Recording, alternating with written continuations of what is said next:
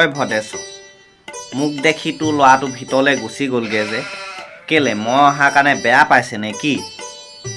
সি কিবা ইণ্টাৰভিউৰ কাৰণে পঢ়ি আছেও, সেইটো কাৰণে ভিতৰলৈ গ'লগৈ। কোনোবা মানুহ আহিলে যে বহিবলৈ দিব লাগে সেইটো খবৰ নাই হে?